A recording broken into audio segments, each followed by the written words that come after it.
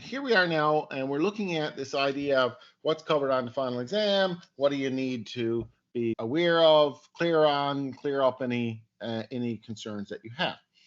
First of all, it's comprehensive in the sense that, okay, all of the material that we've covered is game for the exam. However, I need focus will be on unit 6, 7, 8, and 9, which is what we've done since the midterm. How does it be comprehensive and focused in both breaths? Well, here's the thing. The exam format, as you'll see here, the format, if I go down here, is multiple choice and short answer questions. The multiple choice are course comprehensive, meaning that covers the whole thing. The short answer questions, however, focus on the post midterm objectives. Now, I will tell you that the bulk of the exam still very much is post midterm material. Some of the stuff that we talk about in the beginning is repeated again in the post midterm. So, it's all game in that sense too.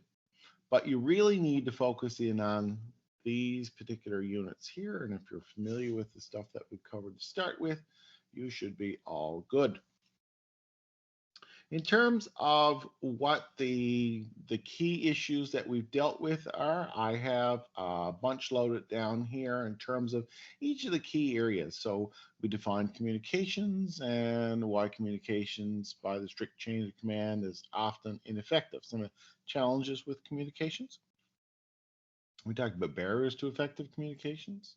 We talked about the concept of the grapevine and how that's the informal communications method. We looked at the role both verbal and nonverbal communications at work. We looked at gender differences in communications. We looked at the challenges related to cross-cultural communication. We looked at computer technology in communications, this stuff that we're doing here now. We looked at strategies aimed at enhancing our ability to communicate. We looked at the second part of it, looked at conflict, interpersonal conflict, what causes it, the types of conflicts that exist, how we can manage that conflict. We looked at negotiations and how negotiations can really overcome some of the conflict issues. And we looked at the concept of, I'll call it positive conflict or stimulating conflict in order to breed more innovative organizations. The Unit 7 really focused on leadership. And when we looked at leadership, we talked about what is leadership, what's the difference between leadership and management, what is this trait approach to leadership. And we talked about consideration and initiating structure within that.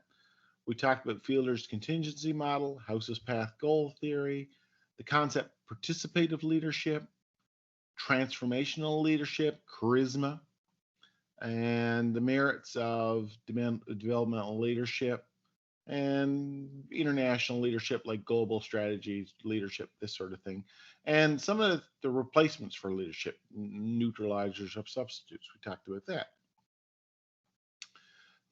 The following unit looked at decision making. We talked about what we're really looking at in terms of making decisions is defined decision making, different types of decisions, be it well-structured problems or ill-structured problems. We're going to look at rational decision making and what we mean by rational decision making, and this concept of bounded rationality, the impact of cognitive biases or framing on decision making, escalation of commitment, how we get more into something. If we made a decision and it's not going right, we're just so committed to the decision we was kind of like jumping out of the airplane and realized that you forgot your parachute. You're still going to fall. You're not going to stop there. Considering how emotions and mood affect decision making, pros and cons of using groups for decision making, and the techniques for improving decision making. We looked at that as well. So not only did we look at decision making, but we also looked at culture and what's the purpose of organizational culture? How do we create and maintain a good culture? And can organization culture have a downside? What are some of the challenges with a good, strong communication culture? and why people resist change in organizations. Those are the key things that the exam will cover.